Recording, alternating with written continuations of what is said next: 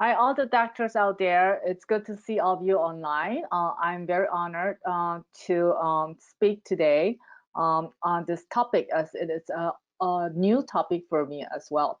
I just want to say hi to all the doctors out there from Indonesia, Malaysia, Singapore, Taiwan, Thailand, Vietnam, Australia, and Hong Kong that signed up for the webinar. It is a short 1 hour webinar. It's a whole new topic besides InDesign for me. I want to share some of the facts and knowledges behind on how I try to integrate this device into my clinic workflow. So the content for today is categorized as the following. We will review a little bit on the background and science of the biology of tooth movement. And then we're going to take a look on some cases that I did with the vibration technology and how this method or how this implementing the device benefit and value my practice for the past few years.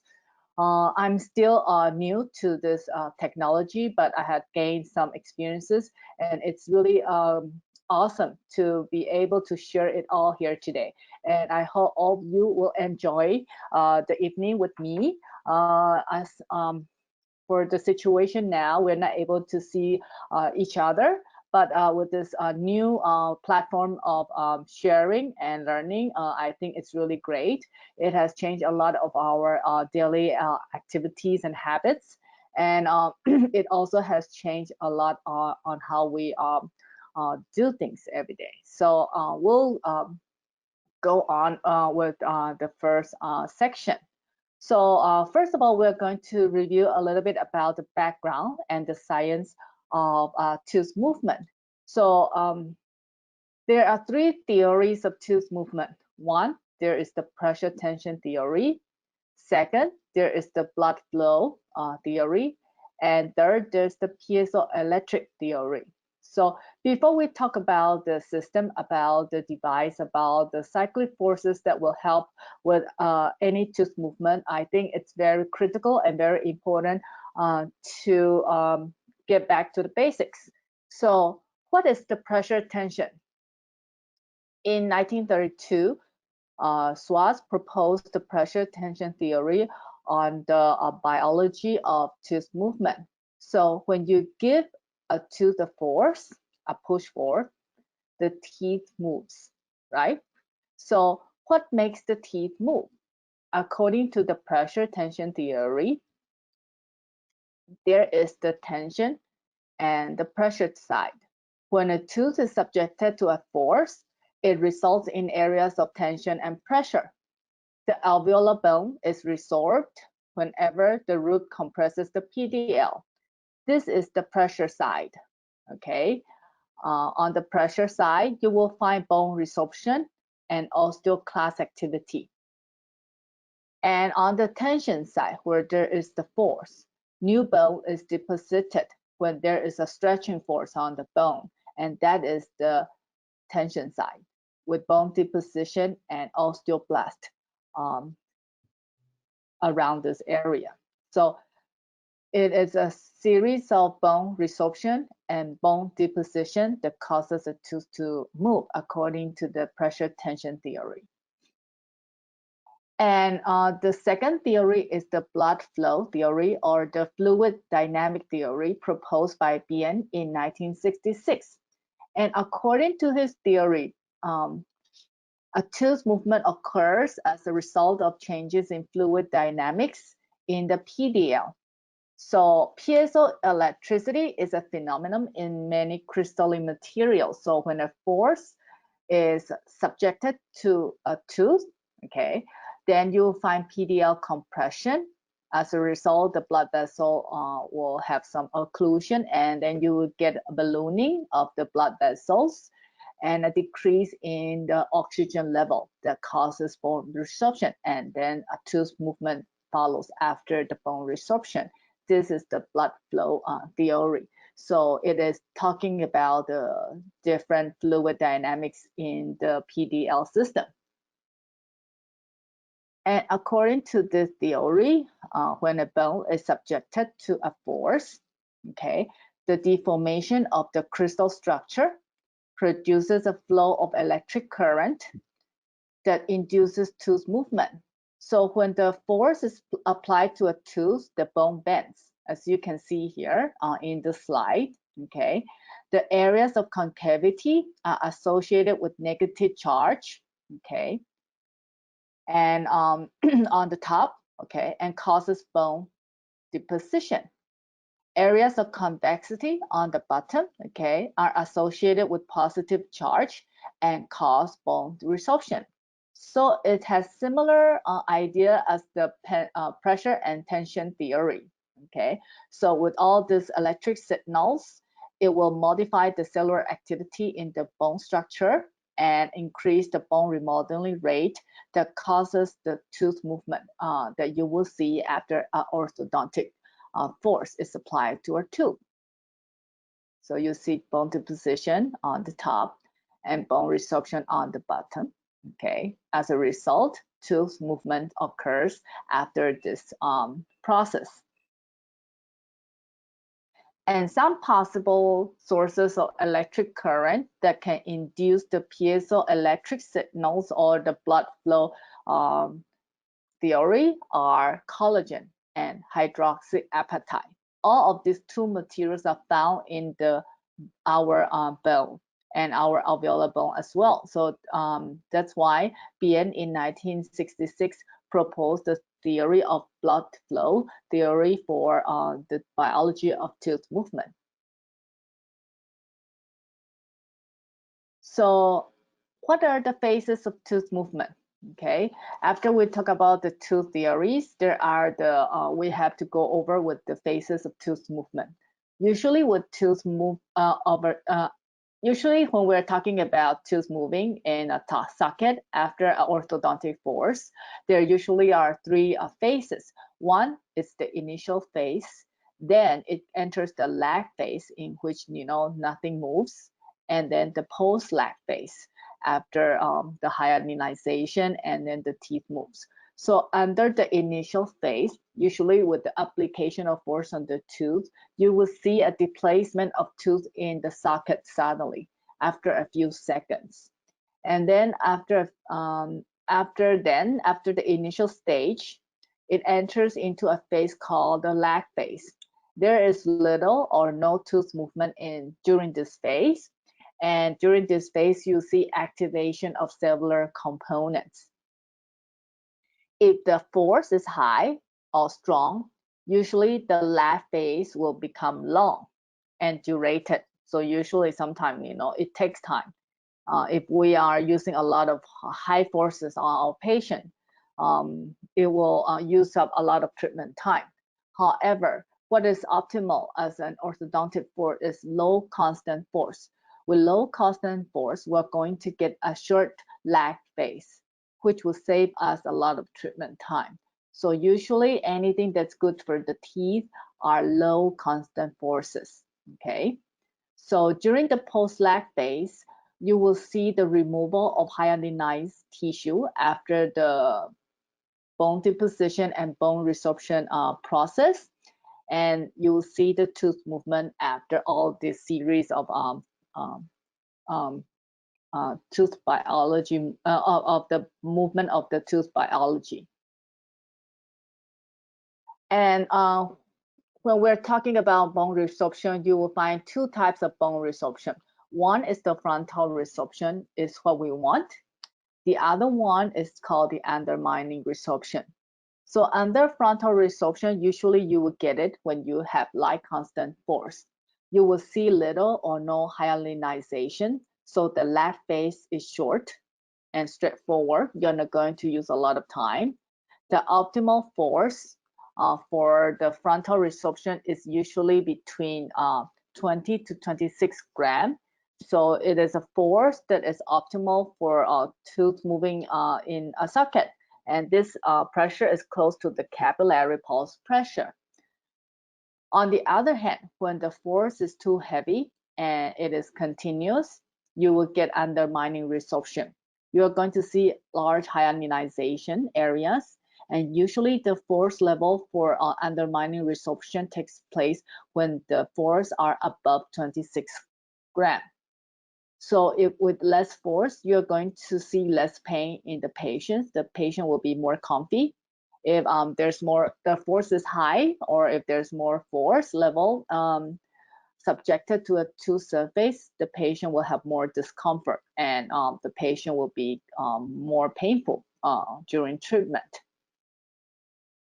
So as you can see here on the left, you will see a picture of the frontal resorption in which light force is induced on the tooth surface near the center of rotation. You will see the resorption is on the anterior region of the alveolar bone. You're going to induce cellular activity that causes bone resorption and bone deposition. And as a result of this process, you're going to get tooth moving in the socket in a healthy way. However, if it is a high force, you're going to get rear, bone resorption and cell death on the rear end of the alveolar bone. And as a result of the undermining resorption, you're going to get some gingival recession or some other detritus effects on the gum. So high forces are not good for a tooth during orthodontic movement. So usually during the 3 phases of tooth movement with different force level, during the initial phase with light force, you're going to get the alveolar bone bending, and the piezoelectric signals will be generated, and you will see tooth move within the PDL. You're going to induce less pain if the force is light, right? But if the force is heavy, you're going to get more pain. After a few seconds, you're going to enter, the tooth is going to enter into the lag phase. Okay, during the lag phase, in the light force category, the blood flow is altered, metabolic changes with cellular differentiation, and this will last for about a few minutes to a few hours. Okay, however, when a heavy force is induced and the tooth enters the lag phase, you are going to have a cut off of the blood flow. You're going to induce cell death on the compressed area. Okay, and after 2 days with light force, you're going to see frontal resorption, and this is less damage for the tooth. And we're able, to repeat the process again, and the teeth will continue moving. However, with the heavy force, for the post-lag phase, it will last about 5 to 14 days. Okay, you're going to get undermining resorption. This is more net damage for the tooth. And usually with heavy forces, the total treatment time will be longer.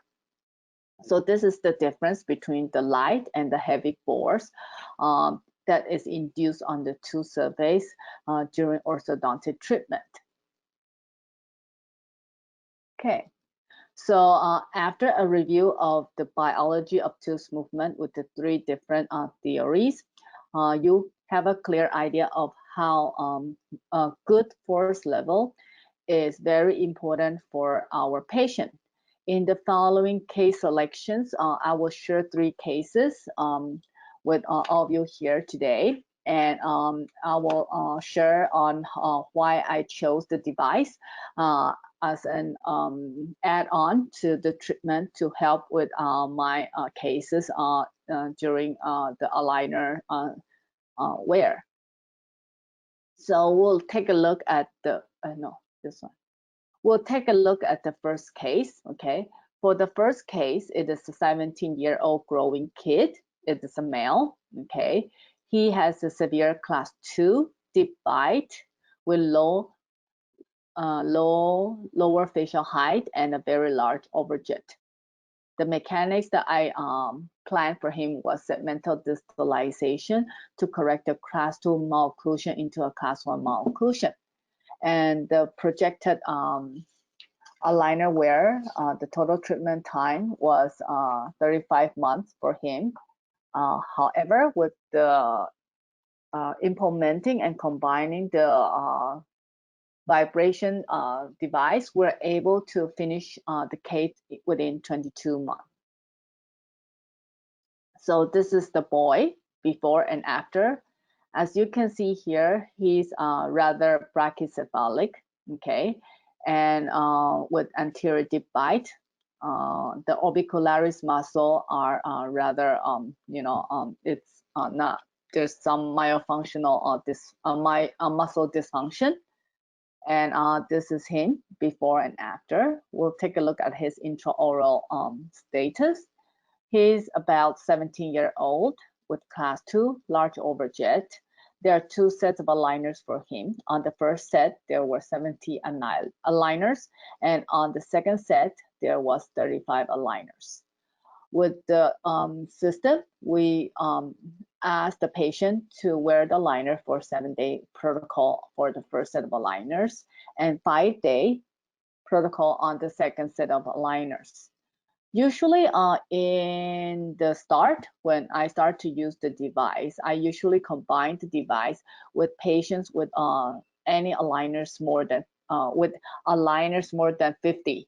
Okay, so because I want to save some time and I want to induce better bone remodeling rate, so I just want to see how it works with the patient. So usually any patient undergoing aligners for more than 50 aligners, I will usually encourage the patient to use the system.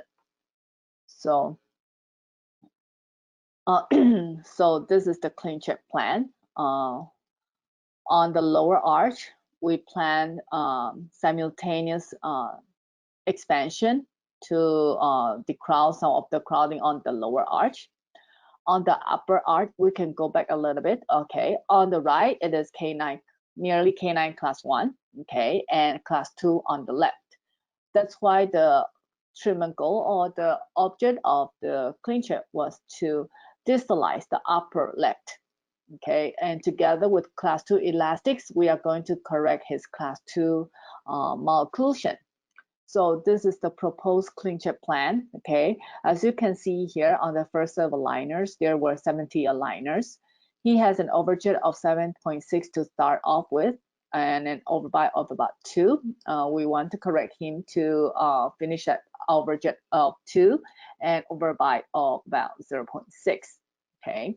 So on the upper arch, it is simultaneous retraction on the left, on the right.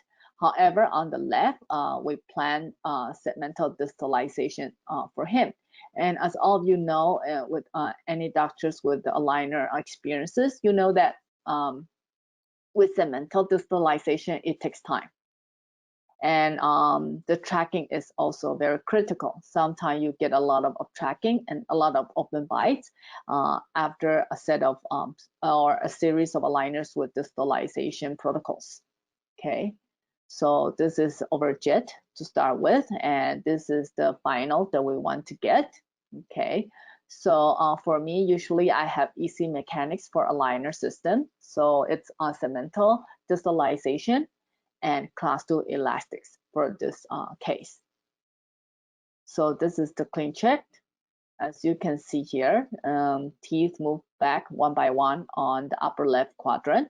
Okay, this is nothing new. When you're using the aligner system, you should learn the power of segmental distalization. It will help with a lot of your cases as well. And for this case, because it has overjet, severe overjet of 8 millimeter, so I did some over engineering at the end. I tried to finish at a negative overjet. Okay. And this is him during the intercourse of the treatment. As you can see, after 5 months of treatment, the class 2 canine merely changes to a class 1 canine, okay? And there's a lot of open bites on the posterior region. There's some interferences and premature contacts on the anterior region, as the laterals, the instanding laterals 1, 2, and 2, 2 seem to be a little bit locked in still, okay? And after 1 year and 2 months, we almost finished all the aligners, and we stopped there to get additional aligners because as you can see, something is happening, right? Of tracking posterior open bite. I need to solve that. So I just stopped and I do another scan, and we send in for another additional aligners. This is the occlusal upper and lower view, okay? Decrowding is great. The arch form is good with the aligner system, okay? As all of you know, the first number one power, the number one most powerful mechanics of aligner is expansion, right? So nothing new with the upper and the lower arch. You're going to get good arch form if you have a good ClinCheck design and you have a compliant patient, okay? I only ask the patient to pull class 2 elastics on the left quadrant, okay? And you can see all the spaces that open up during 5 months, okay? The tracking is good, okay? So after a year, we did another scan for the additional aligners. And for the additional aligners, it comes up to be about around 35 aligners in total, okay? And the goal of this treatment is to do simultaneous expansion on the upper arch. As you can see that after the segmental distalization, the posterior arch form had been skewed, or it's been narrowed, and the buccal overjet on the posterior region is not enough to fix the posterior open bite. So we need to expand the upper arch a little bit more, okay? And we are going to do bisettling, okay? And so that the patient will have good interdigitation at the end of the treatment. As you can see, we have some IPR to get some space, to correct some crowding, and to do some intrusion. Usually a tip here, I love to do my IPR at the same stage, okay, and at the same appointment to decrease any inefficiency, or to give patient a better sense of feeling that we're not cutting their teeth every time they comes in. Okay, so that's a good tip. So this is the proposed before and after ClinCheck plan. Okay, so let's see the ClinCheck. Okay, so on this ClinCheck, we are going to fix the posterior bite and do some upper posterior expansion. There's a jump at the end that I induce because I will be using up and down elastics for the patient. So this is the patient, okay, a few months after the additional aligners, okay, and at the end of the treatment, we're able to finish him with good interdigitation on the posterior and canine class 1 relationship. The midline is a little bit off. There's some Bolton discrepancy on the lower anterior region, but with this type of cases with non-extraction, the proposed treatment time, I think, was 2 years, more than 2 years, but we managed to finish the case within 2 years. So that is quite interesting for me, okay? And this is the arch form, the before the additional aligners and after the additional aligner. The second set of aligners, it took about 4 months for the patient to finish with the detailing and the posterior bisettling on the right buccal and left buccal. Okay, this is the panoramic before and after. As you can see, all the wisdom teeth are still intact. Okay, there's some widening of the PDL at the end of the treatment. The root axes are good and parallel to each other. Okay, however, we ask him to have the wisdom teeth extracted after the treatment. And this is the cephalometric change before and after the treatment. Look at his chin button. With a 16, 17-year-old patient, the chin still grows, okay? There's still some potential for the patient. if you're able to advance the mandible a little bit with the class 2 elastic. As for this patient, I didn't use MA as this was one of the earlier cases in 2016 when the MA is not launched. So we used the class 2 elastic to correct his class 2 bite. Okay, so whenever you you come out with a large overjet and you're aiming for non-extraction and you're using segmental distalization and the aligner number is more than 50 aligners, I think it's a good indication to give it a try, because you're going to induce less lag phase for the tooth movement, and you're going to save a lot of time, and you're going to induce less pain and allow more tracking for the tooth moving in the patient. So let's take a look at the second case. Actually, the second case is the light for my treatment with the device. It shows light for me. During the initial days, I am also skeptical, as most of you are, with the system. We are not very confident with the system, with the treatment in our patient, and we don't see a lot of good results in our patients. And there's not a lot of information on the market in which we are able to get and study and review. So usually we try on our patients and we see how it goes. For the first few devices, I didn't feel anything. But with this case, okay, it really shows something. And I started to pay attention, with this technology. And I started to look at some information on tooth moving after orthodontic treatment. So for the second case, we are looking at a 48-year-old female. Okay, it's also a class 2, deep bite, with also a low facial height and large overjet, similar to the first growing kid.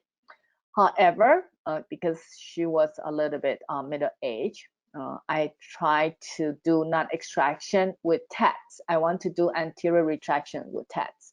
So I have all these design mechanics for her, and then we'll see what happens. Okay.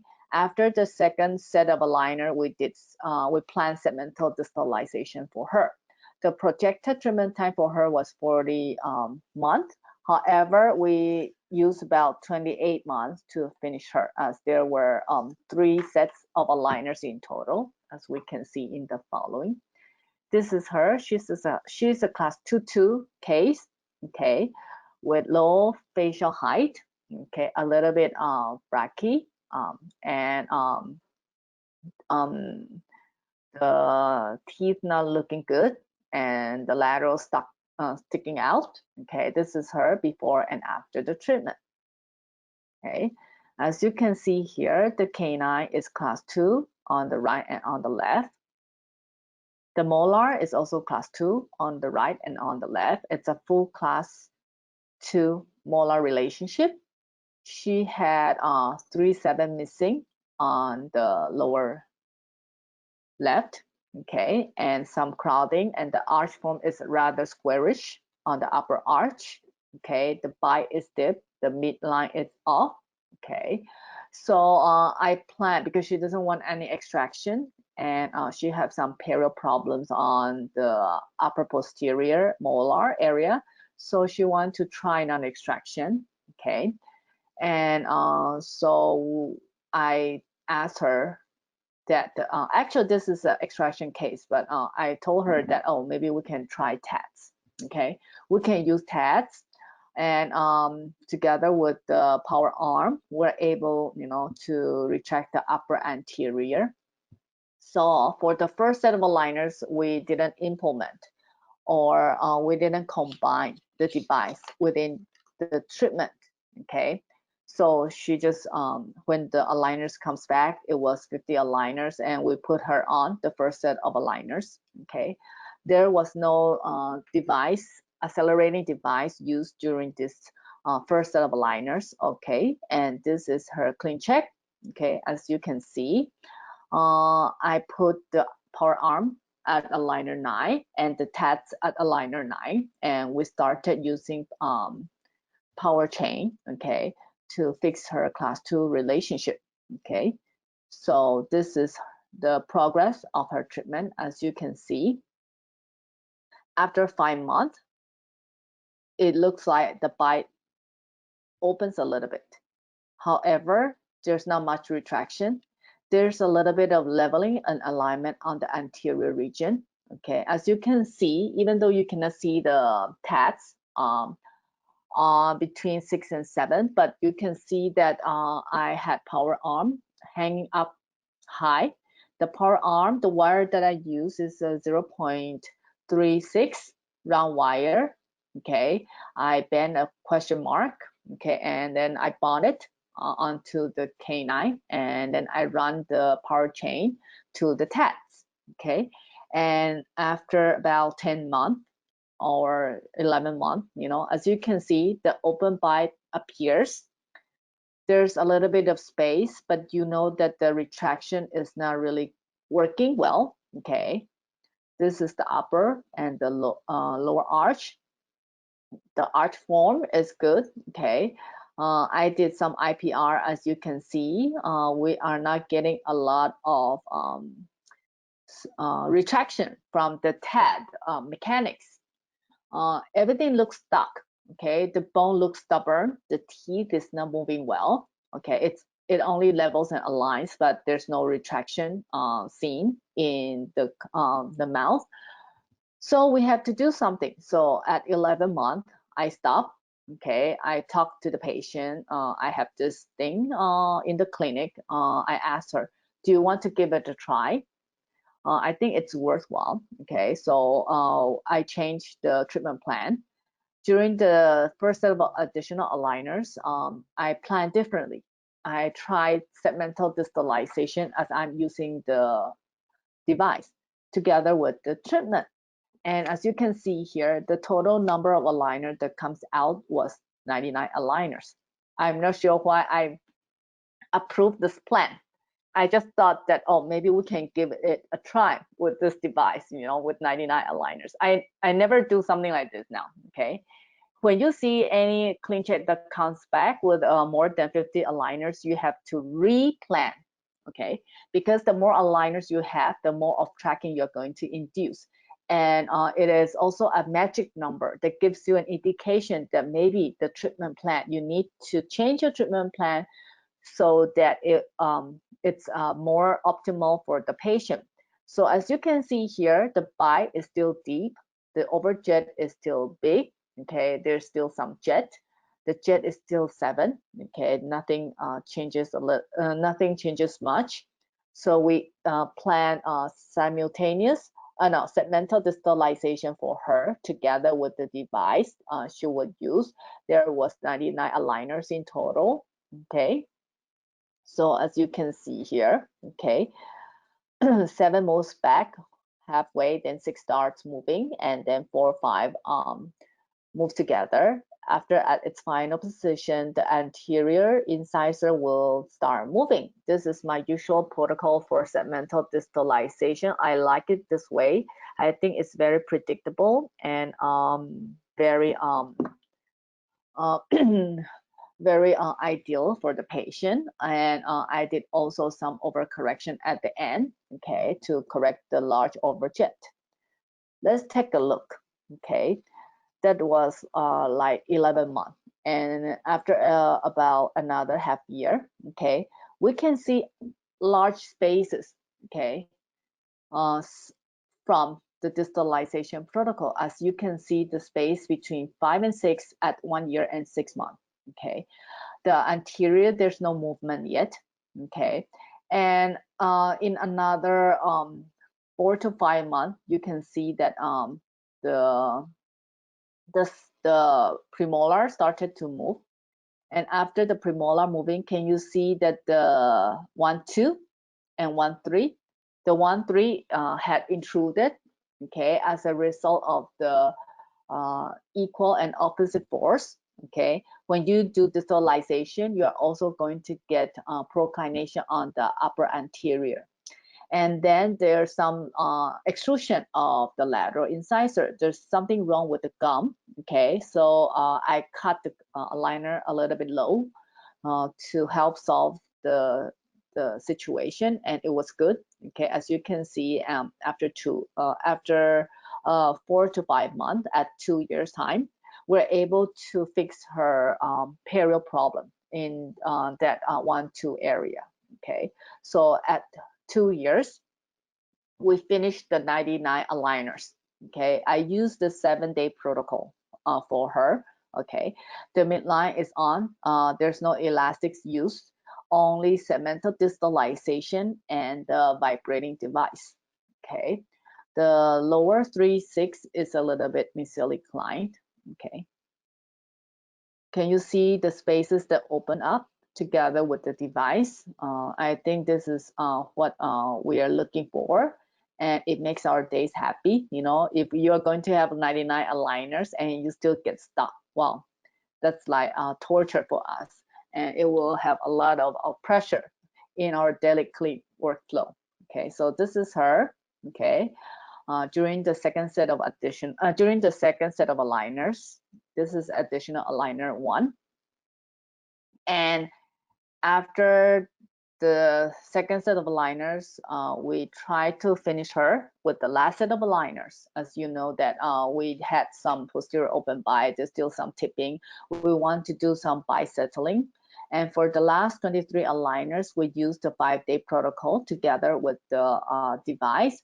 We did more intrusion in the upper anterior region to help treat her class 2-2 and to reduce her anterior overjet. Okay, so after the second set of liner, we're able to decrease the overjet from 7.8 to 2.5. Okay, so this is the last set of additional aligners, and you can see here, okay, the before and after. We're able to finish her luckily at 2 years and 4 months. It's not very perfect, but I think it's good for her with non-extraction. And we're able to finish her with class 1 on one side and class 2 on the other side. So as you can see, her bone is very strong, very bony. Okay, it's really hard sometimes in this type of patients to get a lot of distalization, even though you have a very predictable way of doing anterior retraction. And this is the arch form on the upper arch and on the lower arch. And this is her change in her lateral profile. As you can see, there's some advancement of the lower mandible. The upper and lip posture are more balanced at the end of the treatment. Okay, and she liked the position of her chin now.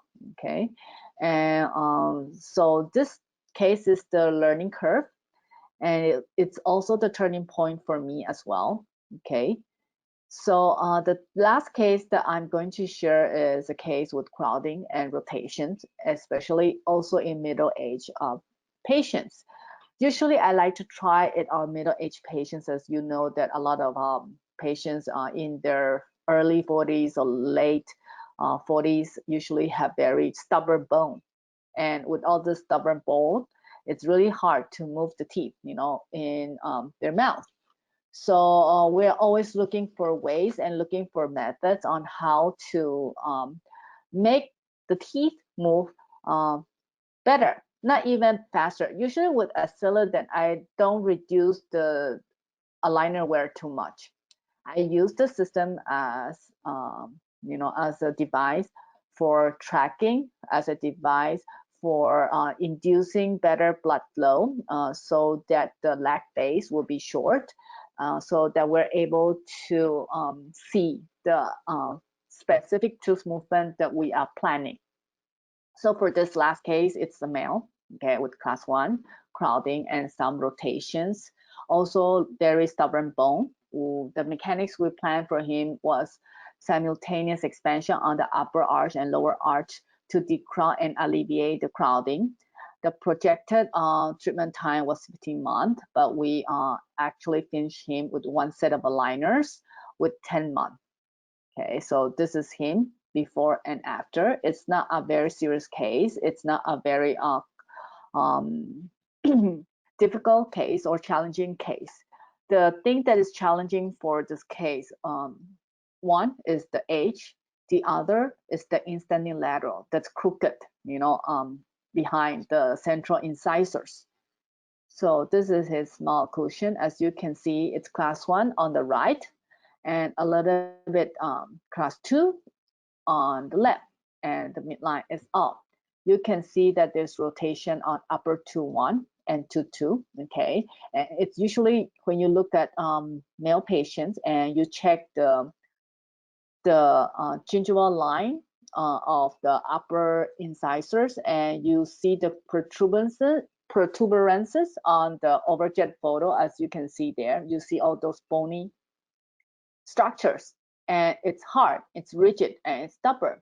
And you know that even though the crowding is not very severe in this age group, it's very difficult to decrowd and alleviate the crowding. And you see all those bone bulging out from 1-2 to 2-1, as you can see on the photo in the center on the top. Okay, you can see the bone is bulging out. So he also wants the treatment as fast as possible. So I introduced the system and the device to him. He takes it very seriously. He uses it every day. Okay, there was 44 aligners for him. Okay, the treatment plan was simultaneous expansion, simultaneous staging for him. Okay, there was only 44 aligners. We used the 7-day protocol. Okay, and usually with aligner, it's a push force. So anything that's crooked inside or that's stuck inside, I like to put the attachment on the lingual side rather on the buccal side. One, the path of insertion will be easier to remove and to put on. And the other way, it's the good way to push the tooth out of the archbone. So this is him, okay, before and after on the ClinCheck plan. And let's take a look at his intraoral view. Okay, as you can see here, it's 8 months. After 8 months, we had some decrowding. You can see that the gum over 4-1 is still looking healthy. And at the end of the treatment, there's no gingival recession. It's very interesting that with this type of malocclusion and in some females, when we integrate the device, we're going to have less gingival recession, but I don't have enough clinical evidence. So I'm still reviewing my cases and looking over, all those photos and studying on how it has helped them and over the treatment time.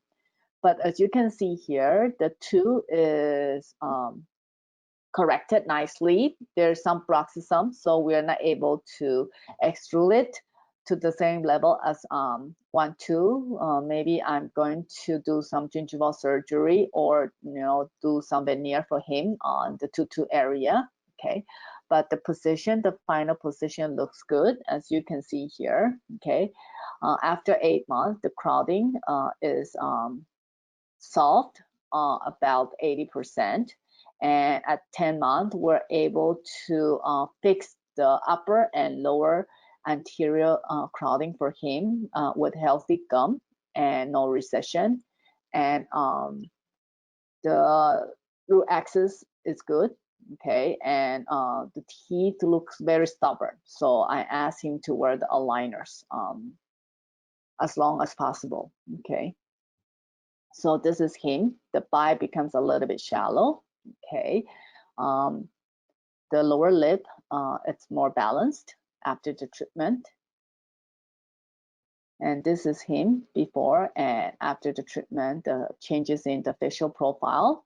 There's not a big change, but with crowding and of the age group, if we're able to finish him in 10 months, I think it's good for the patient. It's also good for us, and it's also good for the clinic as well. So after these cases that I've shared, I just want to share some viewpoints on the benefits and the value of implementing and embracing this new advanced technology with the orthodontic treatment that we usually have or what we usually do for our patient. So some of the benefits are by reviewing the different types of tooth movement, the different theories, we know that with not low, with light continuous force, we're going to get less lag phase. By less lag phase, it means the treatment time will be a little bit shorter. We are not going to take up a lot of time during the treatment. There will be less damage to the surrounding tissues, neither on whether it's the bone or the soft tissue. The patient will feel less pain and there will be better tracking. There will be a better tooth movement during the treatment. So these are some of the benefits that you should think about when you're implementing the device, and not just shortening the days of aligner wear. I think these are much better to think, to plan, or to evaluate rather than just lessening the aligner wear, because this will help the patient in the long term. So how about the fixed structure? Truthfully speaking, during the initial phase, okay, when I am looking for the device to be combined into the orthodontic treatment for my patients, I don't have any suggestion or any advices from anyone. So when I bring it into my clinic, I just had add on. If you want it, we will, there's another separate price to charge. It didn't really work well, as you know that this is not a very cheap, device to get. So it is not very successful. It only works in patients just like the second lady, in which the first set of aligner is not working well. And then we introduce the device to her as an add-on, as a supplementary. To me, it just, sounds like a vitamin supplement for her to boost the tooth movement in her mouth. So she takes it, happily. And when she sees that the tooth is moving, she knows that it's useful, and then she will keep using it. It didn't really work well. So I have the simplified package and the complete package. So with the simplified package with the aligner system, usually I don't, there's no combination of the device together. It's simple, okay? So you only use the aligner system. And with the complete package, especially in complex cases or with patients with aligners, more than 50 aligners, usually I will ask them to take the complete package. After I make some adjustments with the structure on how to incorporate into the treatment, it works really well. And patients love it more and more, and we are seeing more better clinical results after a few years. I started using the system in 2015, and it's only like for 5 years.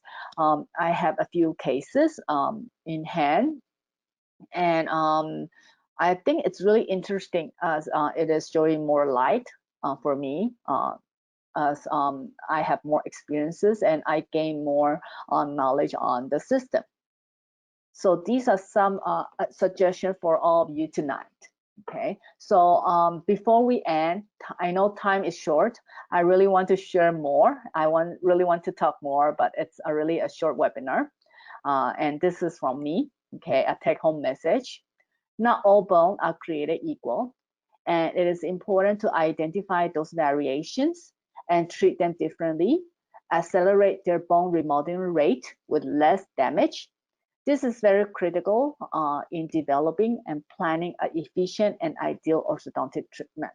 So if you are interested and curious about the system, I think some of the indications that I've shown here today are, if you have aligners, more than 50 aligners and class 2 device and you're asking for non-extraction.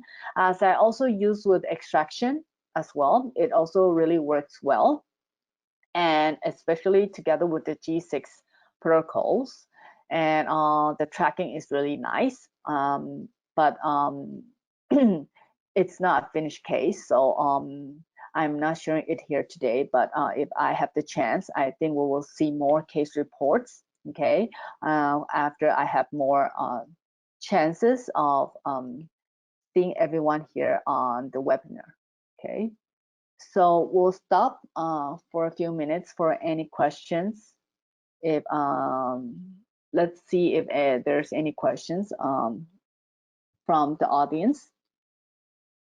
Chiu, excuse me. Thank you very much for sharing your knowledge and experience with Excellident. I hope everyone was able to enjoy that and take away some information, especially with a large group of people who aren't familiar with acceleration protocols. We do have some questions, and I forgot to mention in the beginning for you all to at any time ask any questions during Dr. Chiu's lecture or presentation. So if you do have any questions, there is in your bar a section where you can type in your questions if you haven't already done so. So we do have a few questions that I'd like to go over with you. And we might run a little bit past our original time. If you can stay on, please do. I think the question part is always the most useful and informative.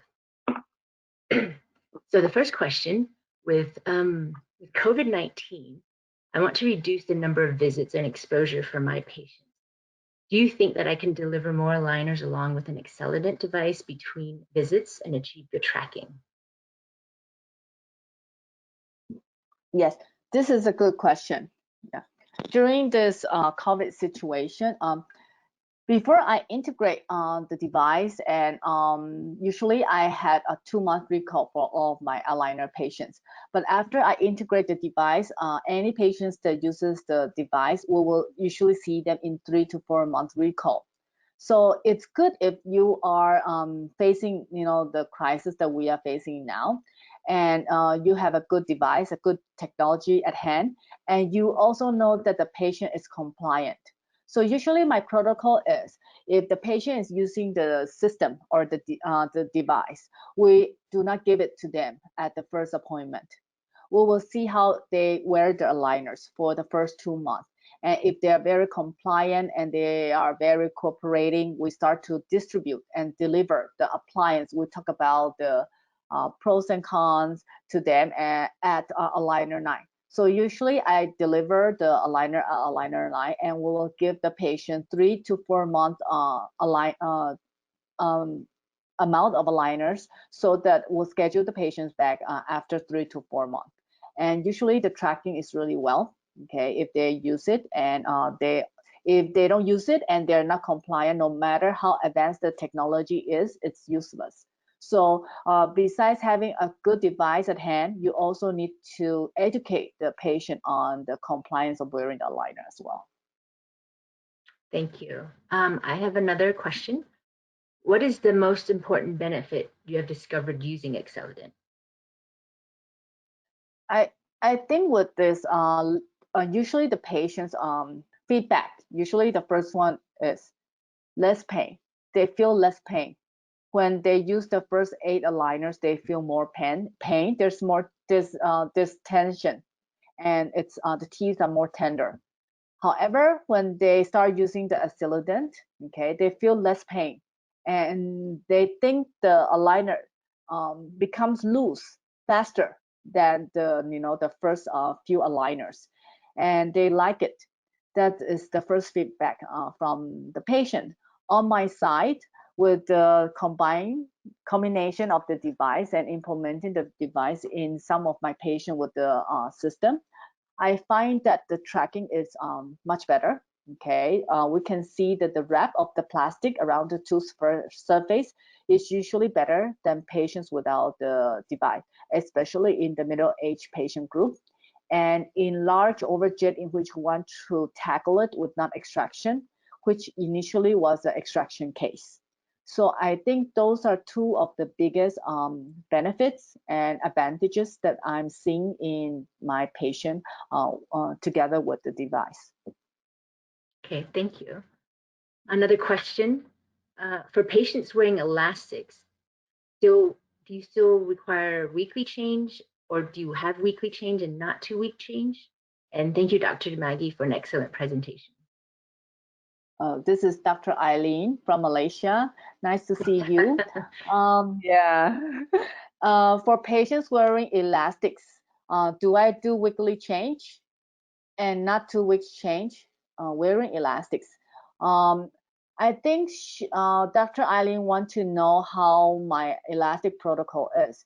Usually for my elastic, the patient changes every day, and they change 3 times a day, because usually I don't trust my patient a lot. So when you ask the patient to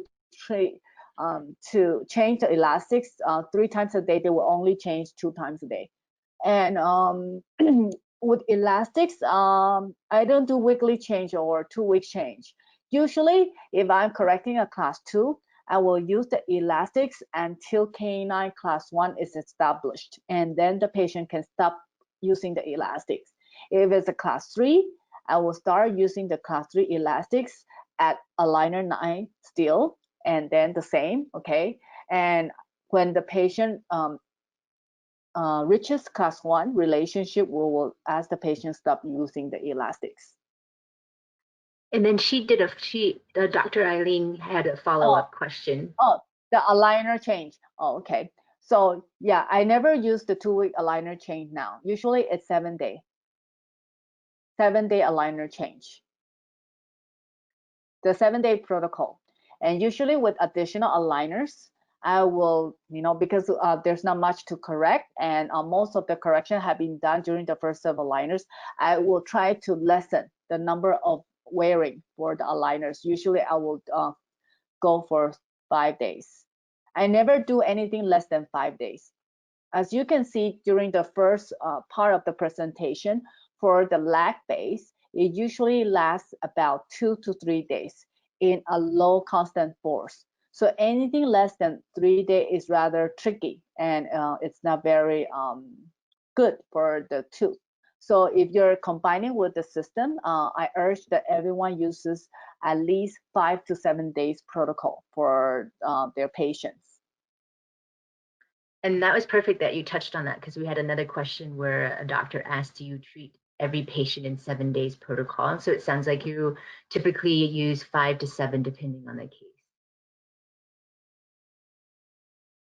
And I have and another question. Hi, Dr. Chiu. Have you heard of carrier motion? And do you feel whether carrier motion can replace acceleration protocol? Would you recommend patients to use carrier motion or Accelerant or both together, or is Accelerant sufficient or efficient? Okay. This is also a very good question, as a lot of doctors get confused on carrier motion and the acceleration protocols. Actually, there are 2 different things.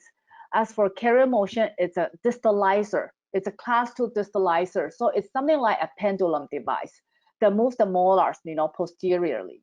However, with acceleration or with this Accelerant device, it's not a distalizer. It helps with the tooth movement. It helps with the ease of tooth moving in the socket.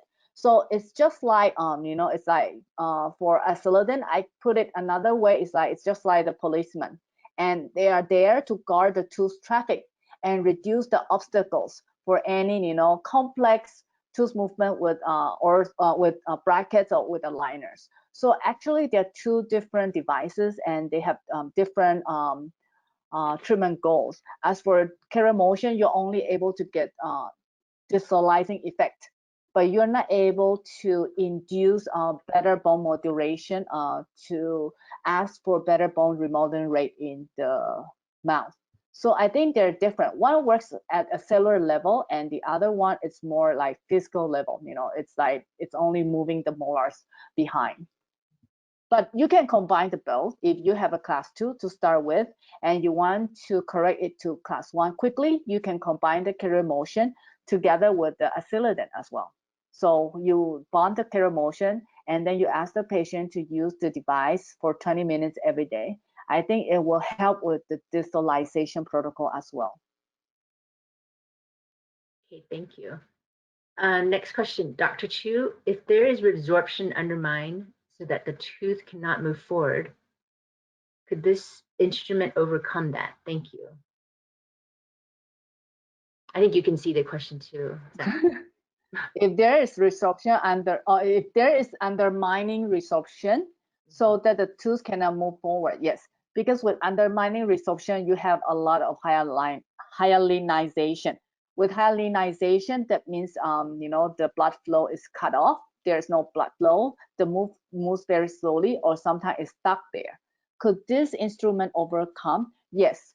Usually, if there's undermining resorption, you need to reduce the force, or you need to stimulate all those prostaglandins to release all those mediators to boost, tooth bone remodeling rate, to induce better tooth movement.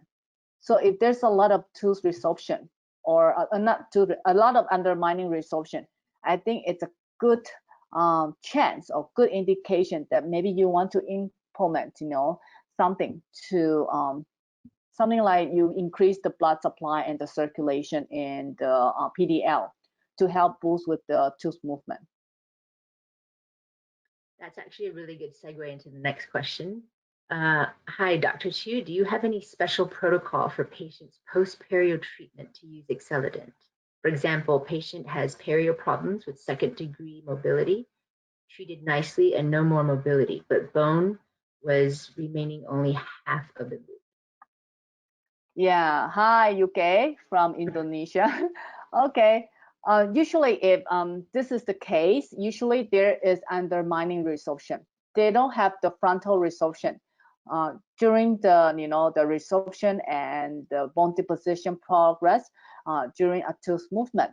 So after the bone is lost, if you want to combine it with the device, I think it's not retrievable. You cannot go back. It's not retrievable. However, if you notice that there's some perio problem at the start or initially, you can ask the patient to use the device together with a special design of the aligner. For example, in my perio patient or in that lady, when I found that the 1-2 is extruded, I still asked her to use the Excelodent, as you can see, but I did some trick. I cut the aligner a little bit short, halfway, that it only covers the tooth halfway. And together with this light force, working on the tooth, it will help with the intrusion and the inflammation of the gum. So if it's already happened, I think it's not retrievable. But if you notice that it's a perio patient or perio treatment, you see some indications there, you can start early. However, if it's already happened, it's I think it will not work well in patients with already those bone destruction, as the device is not a device for growing bone. Okay, because anything, if after the perio problem and you're not moving the tooth, there's no more tooth resorption and tooth deposition process. You need to induce a force on the tooth in order to induce the process again. So after treatment, the bone is lost, it's lost. Okay, you need to find a surgery doctor. Okay, and not seeing the light in the device. You can use the device earlier in the treatment to prevent this from happening. So I think this is my answer for Dr. UK. I would agree. That's would be a good to use it if you see a situation like that. Use it early on and to help prevention or further resorption. The next question for class 2, divid 2, with weekly change. Have you experienced any lag delay of torque expression? You increase from 7 to 10 days aligner change. Thanks for sharing your knowledge with us. Yes, usually for class 2 too, it's usually difficult. Okay, it's a very complex and challenging case. I use the 7-day protocol. Okay, and with the torque expression, usually with the aligner system, we need to see if the power rich design is effective. usually the torque expression is delay or there's a lag. Is usually the power reach design is not working well. So we need to check whether the indentation touches the tool surface. If it touches the tool surface, it's gonna express well when the patient use the chewies more. So with the class 2 and you have problems with the torque expression on the upper anterior region, I asked to use the chewy more, or you can incorporate the system so that it looks it works like an automatic, chewy, and the patient, it will help with the the sitting of the aligner onto the bottommost of the tooth surface, and it will help with the expression of the torque. However, when the torque expression is not good or it's not effective, I will not increase from 7 days to 10 days. I will check the power reach design first. Usually the problem is after the manufacturing of the aligner with the power reach, and when we deliver it into the patient's mouth, it's there, but it's not touching the gum area or the gingival area, so it's not working, and the design is not good to change or induce a lingual root torque.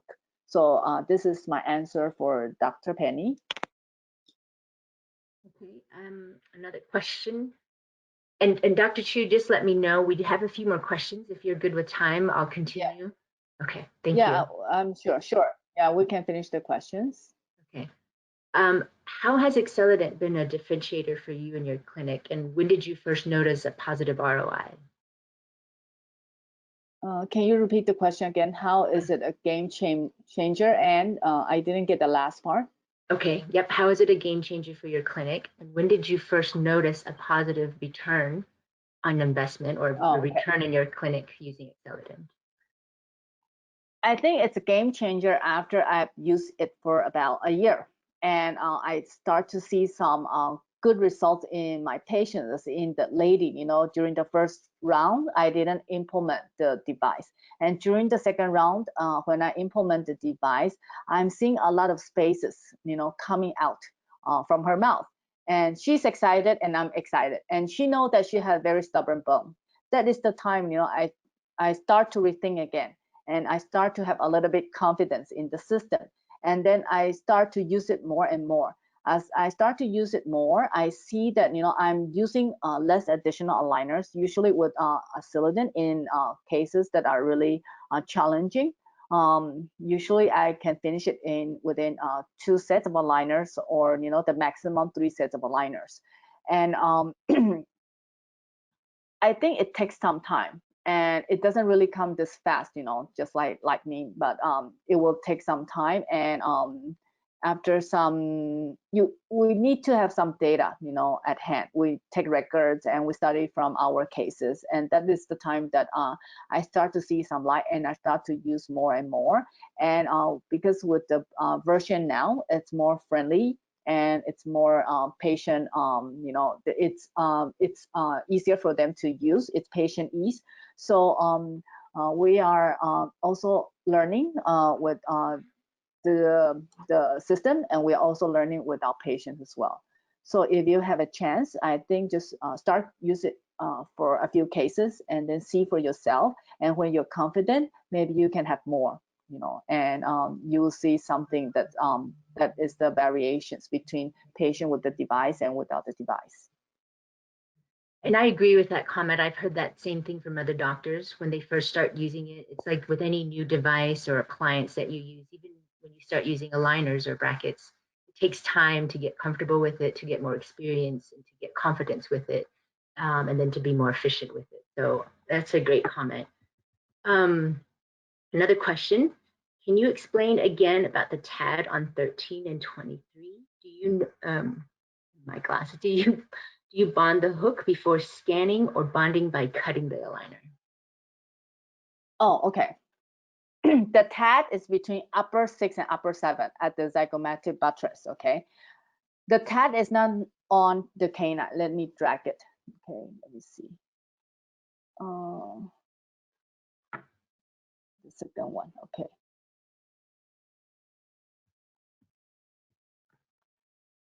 Can you see it here? Oh, let me see. The TED. Okay. The TED is on upper 6 and upper 7. It's hidden behind. Because I use a wide retractor, you're not able to see the TED, but you can see it on the occlusal view, as you can see it here. Can you see it here? Oh, here. You can see here. Can you see here?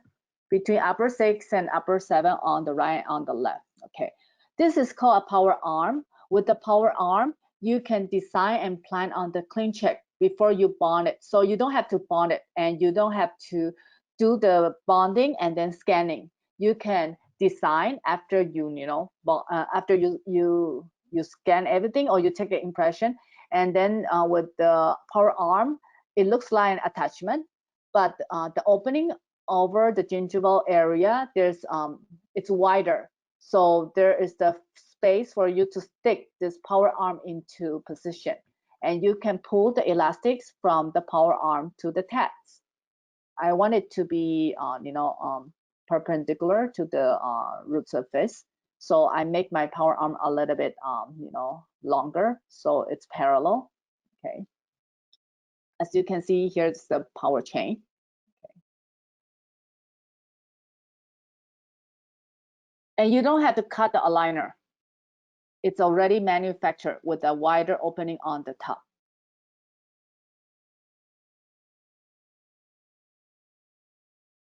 Okay, thank you. Another question was, how often should patients use the Accelerant per day? And I can answer that one. It's 20 minutes a day. I typically like to recommend that you wear it in the evening because you already have cellular stimulation regeneration while you sleep. So it's a good tool to enhance that activity before your nighttime routine. And it's also kind of relaxing from what I've heard from patients. It's a soothing effect, a gentle massage that kind of helps put you in that sleep mode. And Dr. Chiu, there's a question here, but I don't know if you'll be able to answer it if you have experience with Propel. Question is, how's the efficacy of Accelerant compared to Propel? 20 minutes seems long compared to Propel's 5 minutes.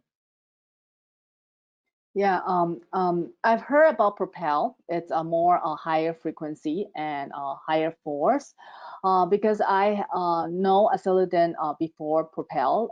As you know, during our early days, the king of Invisalign, that is Dr. Kenji. I learned this system and device from him, and then I started using it. And then from my own experiences, I have my own learnings. But with Propel, I think the problem with it is that it's a higher frequency. As we mentioned in the earlier slides, the optimal orthodontic force to induce on the tooth is about 20 to 26 grams. Okay, with Propel, I believe it's more than 26 grams.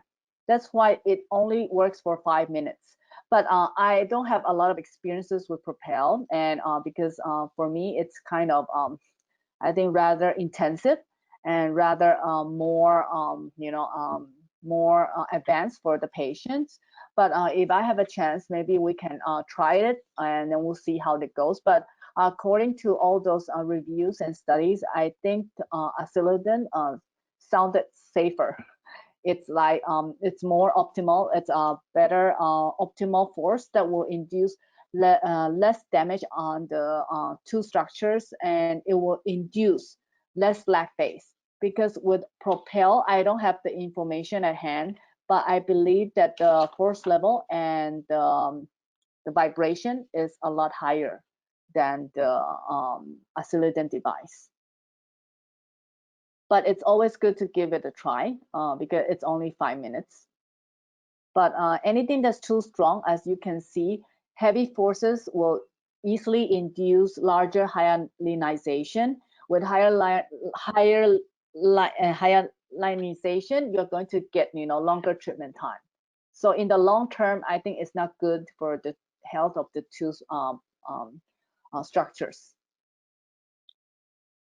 Okay, thank you. And this is the last question that I see. If anything else pops up, I'll let you know. Have you seen an increase in referrals or positive reviews from your Accelerant patients? Yes. Usually, patient will not give a positive, feedback during the first few months that they use. But after a few months that they start using the devices, usually just as what I've mentioned, they will tell me that, oh, they don't feel any pain, and the aligner feel loose, after 2 to 3 days. Can they, swap to the next aligner faster? Okay, but I usually tell them that, always keep at least 5 to 7 days wear for each aligner, and then always check the tracking and always check the rep. And I try to incorporate more cases with the system nowadays. It's not all in my patients now for everyone. It's not a must, but usually the indications that I'm looking for are those, complex cases and cases with a lot of aligner numbers. And I think that will help us in the long term, and it will also benefit our patients as well. Okay. Well, thank you. I don't see any more questions. Thank you for staying on later, and thank you to the doctors who've also stayed on later to hear the Q&A section. I appreciate everyone's time, especially Dr. Chiu's. I know it's quite late in Asia right now. As it gets light outside my window, it gets darker and darker there. So Dr. Chiu, thank you again for sharing your time and your experience with Excelident. And if there are no more questions or any comments from you, Dr. Chiu, I'd like to end the presentation. And have thank you everyone for joining me today. Hope you have something to bring back and that works for your clinic. And I'll hand this over to Tina. And thanks, Tina and the team, for setting up the webinar, as this is a new platform for me as well, but it looks very interesting. We are always learning from each other. And thanks, everyone, and have a good night. Oh, Dr. Chiu, sorry, everybody. So China has some participants, but because of the software, like you said, it's a new platform. They're using a different software to broadcast your presentation live. So I just received one question. What is the favorite protocol for acceleration device, for using an acceleration device? My favorite protocol? Okay. Okay. Usually with the Excelident or the accelerating device, my protocol is still the same with the 7-day I use the 7-day protocol for the first set of aligners. On the second set of aligners, I will stick with the 5-day protocol, and the least amount of aligner wear is 5-day for most Excelident users. I never go for the 3-day, and I think 5-day is the least aligner wear that I am using for my patient. Okay, thank you. And with that, I wish everybody a wonderful evening, and please stay safe and healthy while you're traveling and out there and seeing your patients. Take care, and everybody have a nice evening. Bye. Bye.